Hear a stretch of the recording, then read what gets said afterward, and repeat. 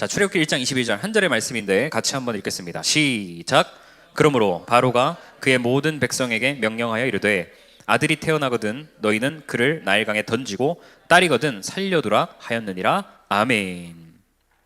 여러분, 우리가 살면서 느끼는 감정 중에 가장 많이 느끼는 것이 불안이라는 감정입니다. 가장 많이 느끼기도 하고 가장 크게 느끼는 게 불안입니다. 왜냐하면 인간은 연약한 존재이기 때문에 그렇습니다. 연약한 존재. 늘 연약하다는 것은 혼자서 모든 것을 할 수 없는 존재입니다. 그러니까 혼자서 다 할 수 있을 것 같지만 누군가의 도움과 보호와 이 협력이 없으면 혼자 살 수 없는 것이 연약한 인간의 존재입니다. 그래서 우리는 언제든지 이렇게 쉽게 흔들리고 위태롭고 언제 물에 빠져 잠겨 죽을지 모르는 그런 위험한 인생, 불안한 인생을 굉장히 살고 있다는 것을 우리는 기억해야 됩니다. 그런데 성경은 이런 연약함, 인간의 연약함을 숨기지 않습니다. 인간의 연약함이 어떤 연약함인지를 성경은 아주 적나라하게 우리에게 솔직하게 보여주고 있습니다. 그래서 인간은 내가 내 스스로를 지킬 수 없는 존재구나, 내 힘으로는 내 인생을 책임질 수 없는 존재구나, 나를 건져낼 구원자가 필요하구나, 나를 건져낼 도울 수 있는 도울자가 필요하구나 라는 것을 성경은 강조해서 이야기하고 있습니다. 그리고 오늘 본문인 출애굽기 1장과 2장에 보면 그런 인간은 스스로 지켜낼 수 없는 존재인데 그런 인간을 건지시고 구원해내시는 분이 바로 하나님, 예수 그리스도라는 사실을 가장 극적으로 보여주고 있습니다. 여러분, 인간은 언제 가장 연약할까요? 태어나는 순간 가장 연약합니다. 태어나는 순간 스스로 자기 생명을 지킬 수 있을까요? 저도 아기를 낳아서 키워보지만 엘리미암이 딱 태어나면 얘네들을 태어난 상태로 두면 도움 없이는 살 수 없습니다. 밥도 못 먹죠. 이렇게 소변 대변도 못 가리죠. 눈도 못 뜨죠. 아무것도 못 하는 거예요. 엄마 아빠의 도움과 보호가 없으면 갓 태어난 아이는 가장 위험에 노출된, 가장 죽기 위험한 그런 위험에 노출됩니다. 누군가 반드시 보호해줘야 되고 반드시 도움을 받아야 살 수 있는 게 갓 태어난 아기입니다. 그래서 제가 이렇게 생각해 봤어요. 태어나지 않으면 죽을 위험도 없는데 태어났다면 우리는 늘 죽을 위기를 겪게 된다는 겁니다. 죽음의 가능성 안에 우리는 살아가야 한다는 것입니다. 그래서 제가 생각해 봤어요. 이것이 인간의 실존이구나.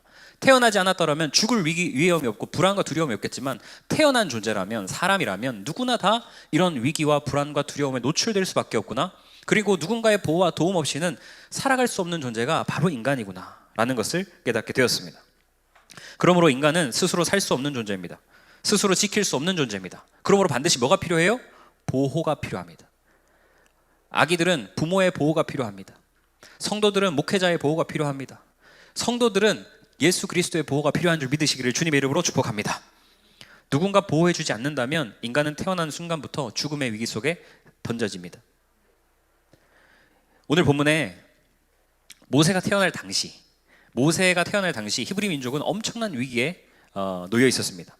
왜냐하면 이집트에서 이 히브리인들이 노예인데 이 애를 잘 낳는 거예요. 인구 증가가 급격하게 이루어지는 거예요. 그러면 보세요. 한 나라에 이집트 사람과 히브리 사람이 같이 샀는데 히브리 민족이 더 많은 숫자가 되고 다수가 되면 이게 전복될 수 있잖아요. 역전될 수 있단 말이에요.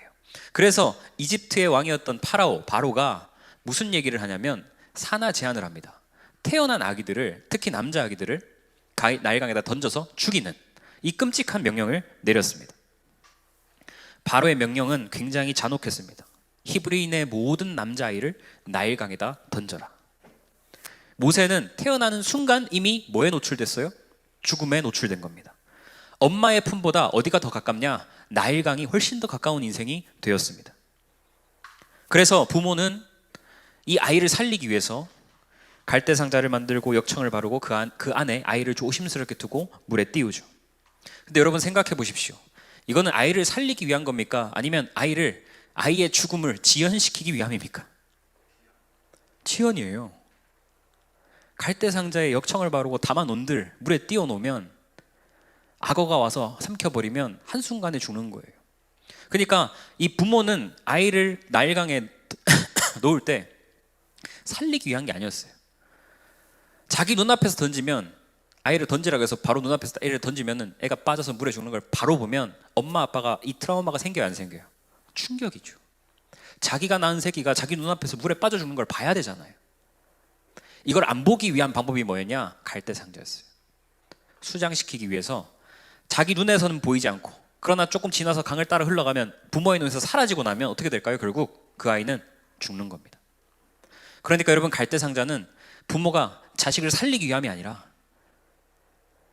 이 자식을 눈앞에서 주는 것을 볼 수 없어서 잠깐 죽음을 지연시키는 행위였습니다. 그 상자를 강물에 띄우는 순간을 한번 상상해 보십시오. 눈에 보일 때는 자기 자녀가 살아있다고 생각하겠죠. 근데 그 상자가 눈에 보이지 않는 순간 어떻게 되겠습니까? 죽었다는 거예요. 지금쯤 수장되었겠다라는 공포가 그 부모의 마음을 찢습니다. 여러분, 모세 인생의 첫 장면은 뭐였냐? 나일강 위에 갈대상자 안에서 떠다니는 것이 모세의 인생의 첫 장면이었습니다. 죽음에 노출되었습니다. 저는 이 모습을 보면서 이것이 인간의 실존이구나. 우리도 태어나면 결국은 죽게 되고 죽음 앞에, 위기 앞에 우리는 놓일 수밖에 없다. 이것이 인간의 상태입니다. 다시 말하면 스스로는 도저히 살아남을 수 없는 부모조차 현실 앞에서 자기 자녀를 버릴 수밖에 없고, 자녀 때문에 부모가 죽으면 결국 자녀도 죽잖아요. 자녀를 살리다가 숨기고 있다가 걸리면 부모도 죽어요. 같이 죽는단 말이에요. 부모가 죽으면 자녀가 살아있는 게 무슨 의미가 있어요? 돌보지를 못하는데, 보호할 수 없는데. 부모가 죽으면 자녀도 죽는 거예요. 그렇기 때문에 자녀를 어쩔 수 없이 죽이는 거예요. 부모라도 살아야 이 정책이 지나가고 세월이 지나서 자기 아이를 놓고 키울 수 있을 때가 되면 놓고 키울 수 있고, 남은 자녀라도 보호하고 살릴 수 있기 때문입니다. 자녀를 죽여야 부모라도 살 수 있는 상황이 되었습니다. 결국 보세요, 여러분. 부모도 자기 자녀를 보호합니까? 못합니까? 못하는 거예요. 이 모세 이야기의 핵심은 그겁니다. 부모조차 자기 자녀를 완벽하게 보호하고 지킬 수 없다라는 것을 성경은 우리에게 말하고 있습니다. 저는 이것을 통해서 인간의 실존을 정확하게 성경이 알려주고 있다고 생각합니다. 저도 엘리 미아이미 키워보지만 내 눈에 보일 때는 내가 보호해주고 지키지만 내 눈에 안 보이면 어디서 무슨 짓을 하는지, 어디서 무슨 위험에 노출됐는지 알 수가 없어요. 보이지 않으면 불안하더라고요. 그래서 항상 시집가면 본당에서 놀아라, 밖에 나가지 마라, 차 있다, 주차장 가면 위험하다, 이 차 위험하니까 안에서 놀아라, 2층에 올라가지 마라, 잘못하다 떨어지면 큰일 난다, 2층에도 못 올라가게 하고 밖에도 못 나가게 하고 무조건 1층에서만 눈에 보이는 데서 놀아라, 이렇게 얘기하는 거예요. 왜? 보이지 않으면 불안하니까, 지킬 수 없으니까, 보호할 수 없으니까. 모세는 태어나자마자 죽음의 운명 속에 놓여 있었습니다. 그가 남긴 갈대상자는 우리가 생각하는 구명보트가 아니었습니다. 죽음을 지연시키기 위해서 만든 수장의 상자였습니다. 겉으로는 떠 있어 보이고 살아있는 것처럼 보이지만 결국 시간이 지나고 눈에 사라지면 죽는 겁니다. 가라앉을 수밖에 없습니다. 아무리 역청을 빡빡하게 바른다 해도, 아무리 촘촘하게 만들었다 해도 가만히 놔두겠냐고요. 그 나일강이 그 갈대상자를 삼켜버리지. 모세는 이미 죽음의 판결문을 품고 죽음의 강으로 떠내려가던 아이였습니다. 그 갈대상자가 강물 위에서 흔들릴 때마다 부모의 심정은 어땠을까요? 찢어지겠죠. 물이 새어 들어올까봐, 물에 잠길까봐. 저기 멀리 악어들이 눈을 내밀고 막 헤엄치고 다니면 쟤들이 우리 모세를 잡아먹을까 싶어서 불안하고 두려워하는 겁니다. 눈에 보일 때는 살아있는 듯 하지만 보이지 않는 순간부터 절망이 몰려오는 겁니다. 모세는 살아남기 위해 떠난 것이 아니라 죽음으로 떠나간 상태였습니다. 여러분, 이것을 꼭 기억해야 됩니다. 그런데 그 죽음을 향해 가는 그 상자를 누구의 손에서 붙잡는가? 누가 건져내는가? 오늘 본문에 등장하는데 우리 다 읽지 않았지만 2장에 보면 바로의 공주가 등장합니다. 바로의 공주. 이걸 이해하려면 그 이집트 그 당시 이 상황을 좀 이해를 해야 되는데, 고대 이집트 왕가는 이 결혼하는 구조를 보면 그 외척을 만들지 않습니다. 그러니까 외갓집을 만들지 않아요. 왜냐하면 외갓집이 생기면 권력을 나눠야 되잖아요. 그리고 권력이 넘어갈 수 있어요. 그래서 어떻게 하냐면 둘이 결혼해서 애를 낳으면 얘랑 딸이랑 결혼하는 거예요. 쉽게 말하면 근친상간이에요. 그렇게 해서 외척을 만들지 않고 바로가 딸을 낳으면 얘가 바로랑 결혼해서 또 아들을 낳고, 그렇게 해서 이 가문을 이어가는 거예요. 가문. 그 왕의 딸이자 결국은 왕의 아내였던 사람이 바로 바로의 공주였다는 사실입니다. 그냥 바로의 딸이 가다가 죽은 게 아니라, 바로의 딸이 아니라 바로의 공주라고 성경은 표현하지만 바로의 공주가 결국은 바로의 아내예요. 바로의 측근이에요. 최측근이란 말이에요. 그래서 왕은 왕의 딸과 결혼했고 왕비는 왕의 자매이거나 또는 딸인 경우가 많았습니다. 따라서 바로의 딸은 단순히 공주가 아닙니다. 왕의 아내였고 왕실 권력을 지키는 핵심 인물이었습니다. 바로와 한통속이에요. 한통속. 그러면 여러분 어떻게 봐야 되냐면, 이 바로의 공주는 히브리 남자아이가 눈앞에 있으면 어떻게 해야 돼요? 살려야 돼요? 죽여야 돼요? 당장 죽여야 돼요. 왜? 바로의 명령이 뭐였습니까? 히브리 남자아이를 다 죽이는 게 바로의 명령이었잖아요. 그 바로의 명령이 결국은 공주의 명령과 똑같은 거예요. 한 통속이라고요. 그러면 이 모세라는 히브리 아이를 만났을 때 당장 눈앞에서 죽여야 되는 명령의 당사자가 바로 이 바로의 공주였습니다. 히브리 민족을 말살해야 되는 이 체제의 중심 역할을 해야 되는 것이 바로 이 바로의 공주였습니다. 죽음을 집행해야 되는 책임자가 바로 이 공주였다는 사실을 여러분 기억해야 됩니다. 그러니까 모세를 봤을 때 모세를 살릴 이유가 있어요, 없어요? 조금도 없다는 거예요. 이 바로의 공주는 모세를 봤을 때 모세를 살리고 거둬들일 이유가 조금도 없다는 사실을 여러분 기억해야 됩니다. 정확히 말하면 보자마자 물에 잠궈서 죽여야 되는 거예요. 그것이 이집트의 국가 정책이었고 왕의 명령이었고 왕의 아내가 가지는 책임으로서 그 정책을 따라야 되고 지지해야 되는 게 이 공주가 해야 될 일이었기 때문입니다. 그런데 그 여인이 모세를 품고 물에서 건져냈다는 것은, 그리고 그 모세 이름을 물에서부터 건진받은 자라는 이름으로 모세라는 이름을 지어준단 말이에요. 자기 아들을 삼았어요.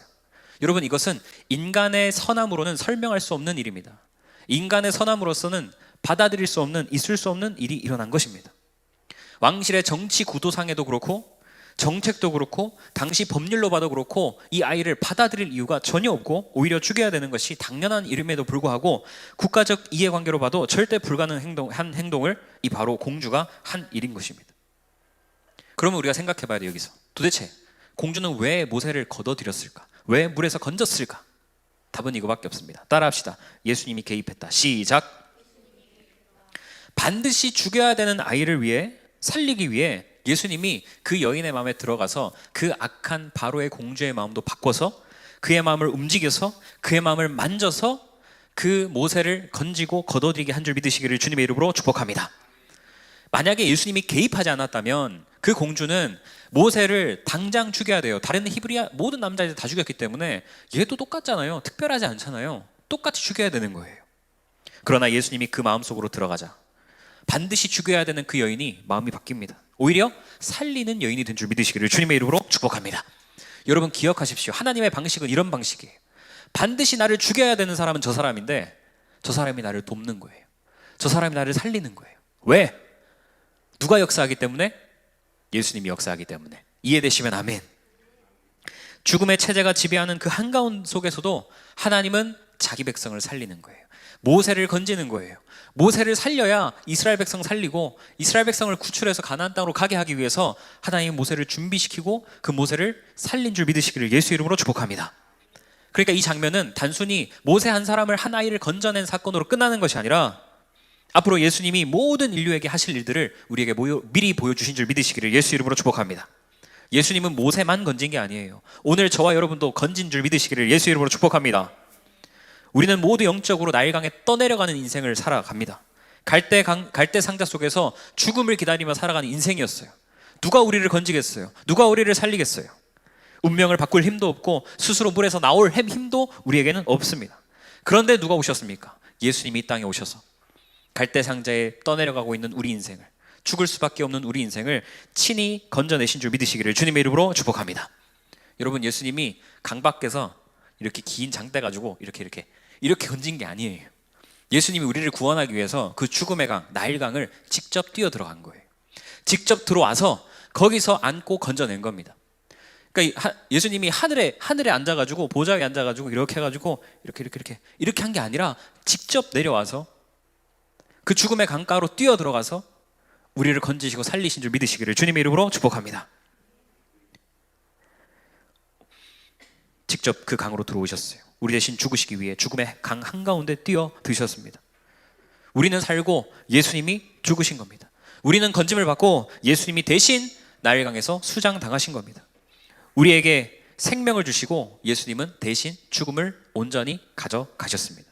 여러분, 이것이 복음이고 이것이 구원이고 이것이 진짜 보호인 줄 믿으시기를 주님의 이름으로 축복합니다. 예수님이 개입하지 않았다면 모세도 살 수 없었고 이스라엘 백성들도 살 수 없었고 우리도 살 수 없었어요.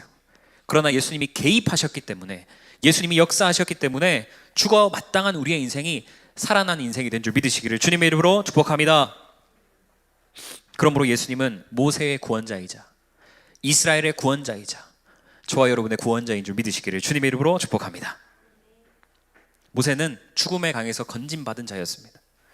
그러나 예수님과 모세는 좀 달라요. 예수님은 직접 죽음의 강으로 내려갔죠.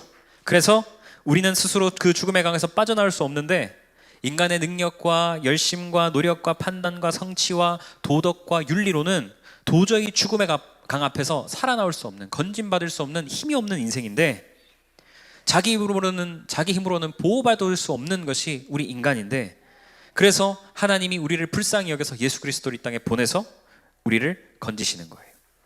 예수님은 모세처럼 건짐 받는 자가 아니라 건짐을 주시는 분인 줄 믿으시기를 주님의 이름으로 축복합니다. 모세는 건짐 받은 존재였잖아요. 근데 예수님은 건짐을 주시는 분이에요. 우리를 건져내시기 위해 예수님은 죽음의 강으로 홀로 들어가셨습니다. 우리는 살리고 예수님이 대신 죽으셨습니다. 이것이 예수님의 보호입니다.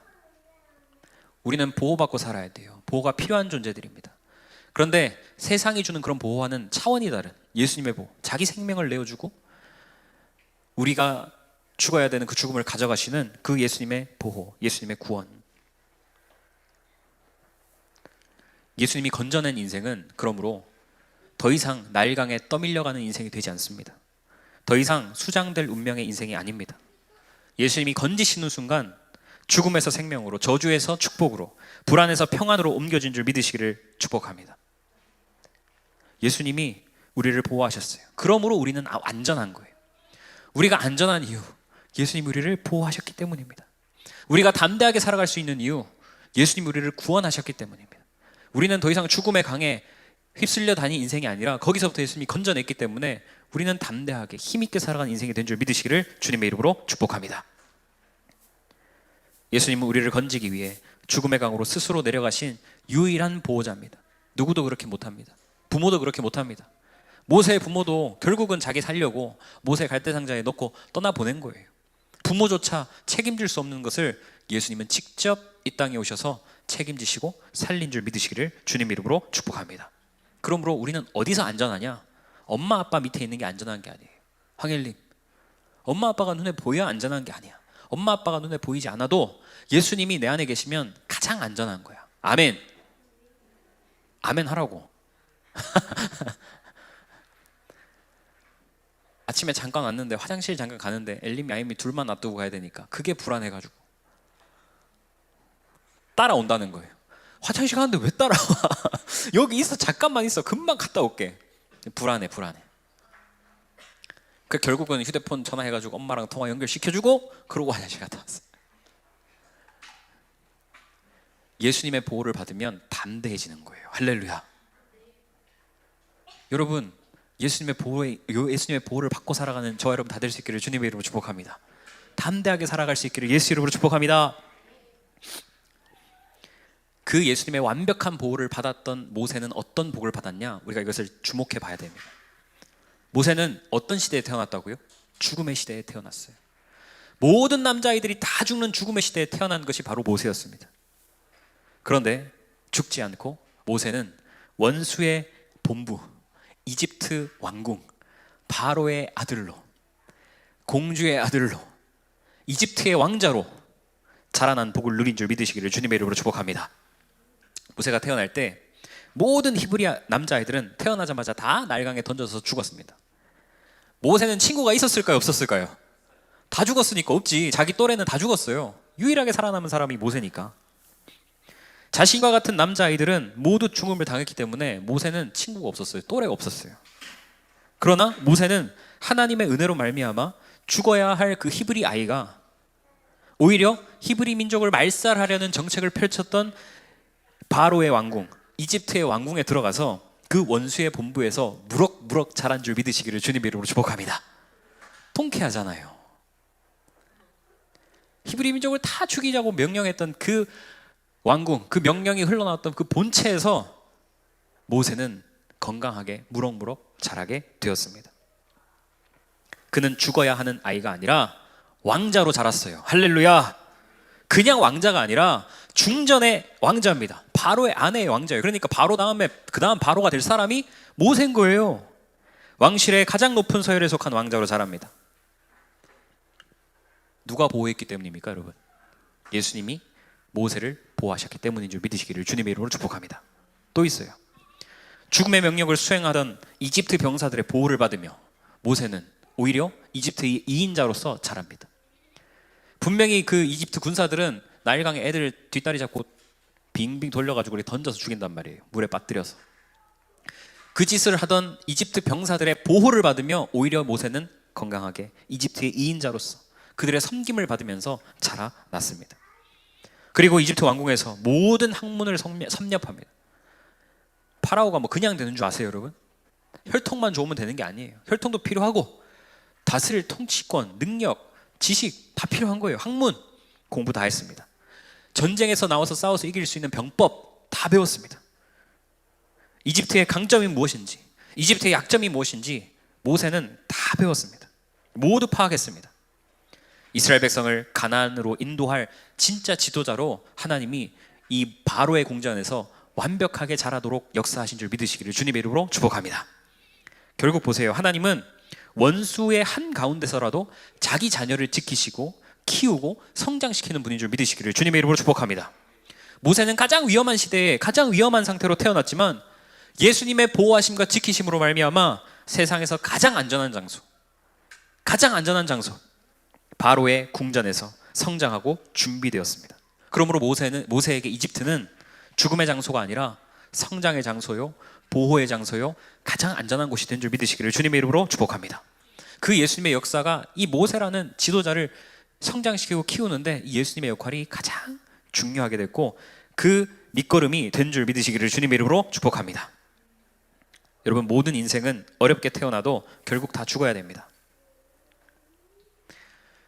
천만다행으로 그 어려운 출생을 통과했다 하더라도 인생은 죽음이라는 운명을 피할 수 없습니다. 인간은 모두 죽기 위해 태어난 존재입니다. 조금 늦고 조금 빠를 뿐, 결국 시차만 있을 뿐 모두 죽습니다. 이것이 인간의 본질적인 모습이고 비참한 존재라는 것을 우리는 기억해야 됩니다. 그러나 예수님이 우리를 살리는 구원자로 이 땅에 오셨습니다. 할렐루야. 죽음의 나일강에서 정처 없이 떠다니며 수장될 수밖에 없던 인생들을 누가 구원하십니까? 예수님이 다 구원하시는 거예요. 예수님 자신이 모든 인류를 죽음의 강에서 건져주셨고 그 대신 예수님은 그 죽음의 강에 홀로 들어가서 비참한 죽음을 맞이하셨어요. 여러분, 죄 지은 인생은 다 죽어야 됩니다. 그러나 죄 없으신 예수님이 이 땅에 오시는 거로 대신 우리를 위해 죽으심으로 말미암아 모든 인류가 죽음의 나일강에서 건짐받게 된 줄 믿으시기를 주님의 이름으로 축복합니다. 그러니까 예수님 외에는 여러분 다른 구원자가 없습니다. 진짜 없습니다. 예수님 외에 신천지 이만희 손을 잡으면 여러분 결국 나일강에서 영원히 버림받습니다. 예수님 외에 구원이 없습니다. 그래서 인간은 더 이상 죽음의 고통과 아픔과 두려움 속에 살 필요가 없습니다. 예수님의 대신 죽으심으로 인해 모든 인간은 영원히 살게 된 줄 믿으시기를 예수 이름으로 축복합니다. 여러분, 예수님이 하늘에서 이 땅에 내려오신 놀라운 이유는 무엇입니까? 심심해서 내려왔겠습니까? 할 일이 없어서 내려왔겠습니까? 또는 실수로 내려왔겠습니까? 아닙니다. 예수님은 죽어가는 성도들, 나일강에 떠다니는 성도들을 살리기 위해 이 땅에 내려오신 줄 믿으시기를 주님의 이름으로 축복합니다. 성도들이 죽음의 강 앞에서 눈물을 흘리며 죽음을 두려워하며 불안해하고 떨고 있는 그 모습을 보시고 예수님은 모든 성도들을 구원하고 싶어요. 그 두려움으로부터 그만 고통받도록, 그 아픔으로부터 건짐받도록 하기 위해서 내려오신 줄 믿으시기를 주님의 이름으로 축복합니다. 그러므로 이 예수님을 믿는 자들에게는 더 이상 두려움이 없고 더 이상 죽음이 없고 더 이상 사망이 없습니다. 할렐루야. 왜냐하면 예수님이 그 모든 사망과 죽음의 공포와 두려움을 다 껴안고 홀로 죽으셨기 때문입니다. 이제 성도들에게는 영광스러운 인생이 남았습니다. 성도들은 이 세상에서 죽음에 대한 두려움 없이 담대하게 살 수 있습니다. 왜? 성도들은 죽으면 어디로 가요? 예수님 계신 천국으로 가는 겁니다. 성도들은 그곳에서 영원하게 행복하게 삽니다.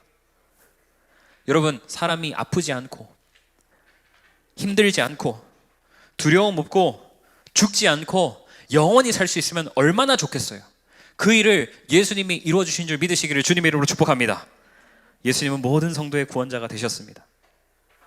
죄가 아무리 많아도, 아무리 부족해도, 세상이 욕을 해도, 오늘 본문에 등장한 비천한 히브리 노예와 같은 인생을 산다 할지라도 예수님이 구원해 주시면 그 사람은 천국에서 가장 존귀한 자가 되는 줄 믿으시기를 주님의 이름으로 축복합니다. 아무리 왕이라고 해도, 아무리 돈이 많아도, 아무리 세상에서 잘 나가고 인기가 있어도 예수님이 구원해 주지 않으면 그 사람은 결국 사망의 길에서 잠시 후에 영원히 죽어야 될 존재가 됩니다. 그러나 예수님은 성도들을 구원해 주셨습니다. 예수님이라는 그 이름이 세상에서 가장 존귀한 이름인 줄 믿으시기를 주님의 이름으로 축복합니다. 예수님은 모세를 구원해 준 것처럼 성도들을 구원해 주시고요, 구원만이 아니라 모세를 바로의 왕국에서 먹이고 입히고 키우신 것처럼 저와 여러분을 먹이고 입히고 키우고 세상에서 살도록 역사하시는 줄 믿으시기를 주님의 이름으로 축복합니다. 모세는 예수님의 보호하심으로 말미암아 왕궁에서 안락하게 자랐습니다. 성도들도 예수님의 보호하심으로 말미암아 세상에서 안전하게 살아갑니다. 할렐루야. 그래서 우리가 그 예수님을 믿고 그 예수님을 따라가야 합니다. 예수님이 자기 생명도 내어주셨는데, 성도를 위해 대신 죽으셨는데 무엇을 성도들에게 해주지 않겠습니까? 예수님의 죽음으로 인해 하나님과 성도들 사이에 끼어져 버린 관계는 완전히 회복되었고, 하나님은 예수님 때문에 성도들을 지극히 사랑하고 지키십니다. 할렐루야. 천군 천사 동원해서 24시간 동안 안전하게 불꽃 같은 눈동자로 우리를 지켜주시는 줄 믿으시기를 주님의 이름으로 축복합니다. 여러분, 예수님의 보호는 그런 보호예요. 이런 예수님의 보호를 받고 누리며 살아가는 저 여러분 되기를 예수 이름으로 축복합니다. 제가 고민을 했어요. 어떻게 하면 이런 보호를 받을 수 있을까? 어떻게 하면 우리가 이런 보호를 받으며 살 수 있을까? 한 가지 결단했으면 좋겠습니다. 제가 브이로그를 찍어보니까 내 일상을 기록하는 거니까 이게 정신을 바짝 차리고 있어야 돼요. 놓치고 나면 그거 찍었어야 된다고 놓칠 때가 많아요.